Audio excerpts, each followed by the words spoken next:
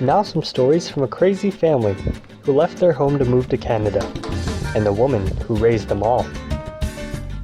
This is the celebration of her life. This is Aguasin Descendants. Some remedies and wisdom from Nanay.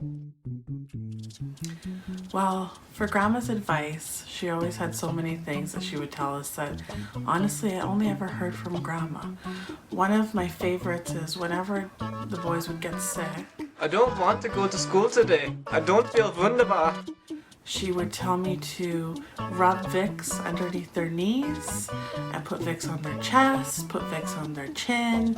Basically, I had to bathe all my children in Vicks because according to Grandma, Vicks was the answer for all. So Nanay didn't really give me any remedies growing up, but I think I found out her secret to her longevity. Do you ever notice the difference when Nanay's cooped up at home versus when she's out and about?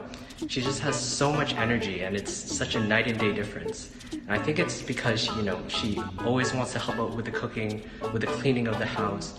She's always out shopping and she always goes to her weekly dances. I think it's because of that is why she was able to grow and live such a healthy life. When I was younger and my stomach wasn't feeling well, Grandma would lift my shirt up, draw a cross on my stomach, and I'm not sure how or what, or if she prayed and it made it feel better, but yeah, it cured my stomach aches. Things that I've learned from Grandma. Never put money on the table. She was always superstitious about that. My brother's name is Ricky Martin, not Connor. Treat every stranger like your best friend. And she used to always squeeze right here, tell me I didn't have muscle. So, very important lessons from Grandma.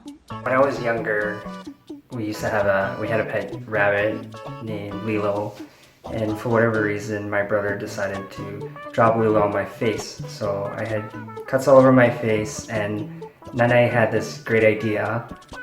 She had me blow my nose and cover all my cuts with my snot to help seal it, and it worked. So I don't remember how old I was, maybe around 7 or 8 or something. I fell, I think I scraped my knee, and I had a big, it was a pretty deep cut, and I remember Nanay's solution was to put clear nail polish on it, and yes, it stung, and it stung really bad. I don't have a scar, so maybe it helped, but it hurt. Taught me family is everything. If I was rich and I had a place, I would invite family every weekend, all of us, gatherings, eating together, everything. And yeah, none I knew that. But yeah, anyways, love you all. Take care, guys. Philip Guevara has a moment. I'm getting stressed. Take number 400, please get this right. Oh my gosh. So, my favorite memory of Nanay is probably attending her senior dance or senior class and watch her dance the hell out of the cha-cha and destroy her other fellow senior citizens because no one can move like Nanay. At a party, when you're tired and you sit next to her, she does her ancient massage, Chinese Asian magic that she does. Her fan that she has that always smelled like an old person. But my favorite part was her traditions or the weird things that Nanay always did. First one, a Tupperware. Regular Tupperware? Wrong. You use this to wash your butt. Filled with water, and you wash your butt with it. First world country? Nope. Third world country. A penny. Simple penny. You're wrong. It's an ancient talisman to ward off bad spirits and bring good fortune. Line these across your room on the edge of your walls. Instant force field. Next, and probably my most favorite one. These.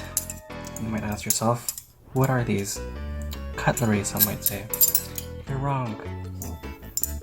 These are ancient tools to tell us about spirits and ghosts.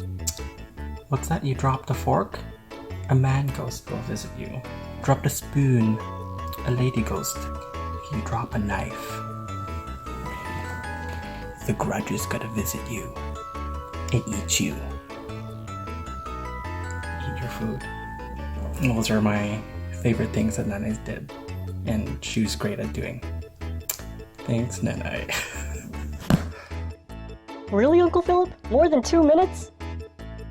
Nanay always gave me treats. I like treats, but I love Nanay. Love ya. More memories. Them feels? My favorite memory of Grandma, well, it's hard to say which one is my favorite because I have so many, but the one that comes to mind is when I was in the Philippines when I was 5.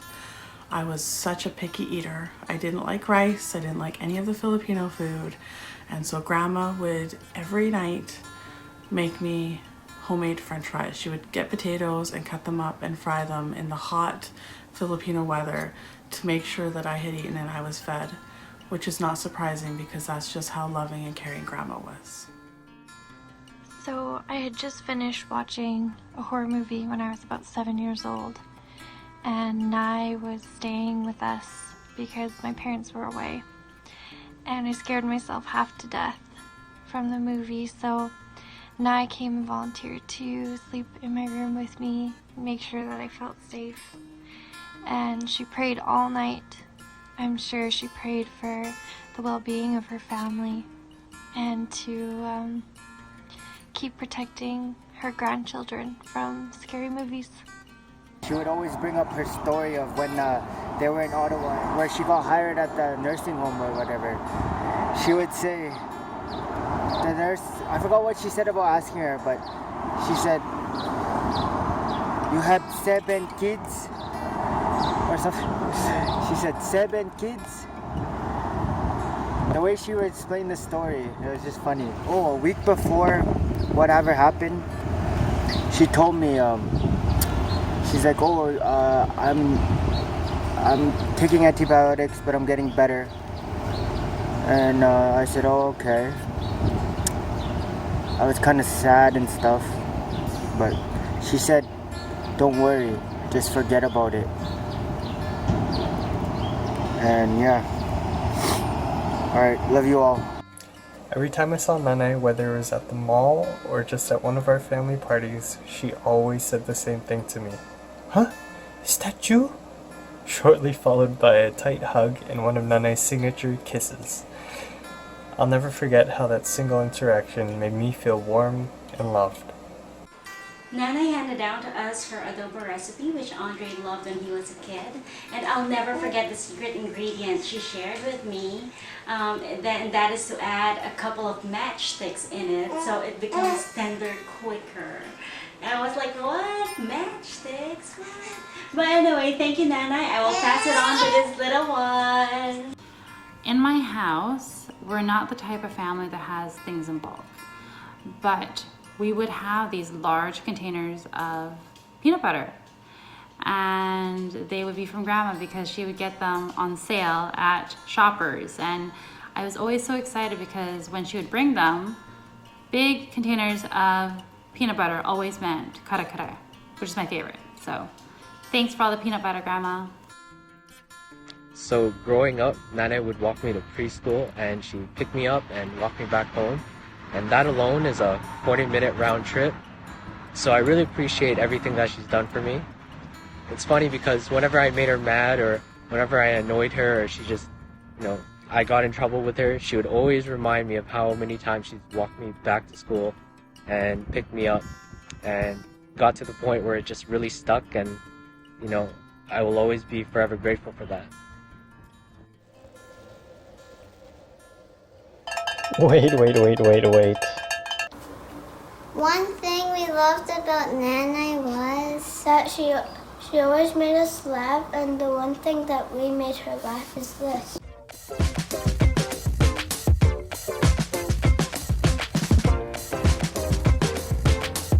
Countless memories and a beautiful family. Nanay danced like nobody was watching. A loving mom, grandmom, and great-grandmom. She kept spirits light and always shared smiles. So let's celebrate Nanay.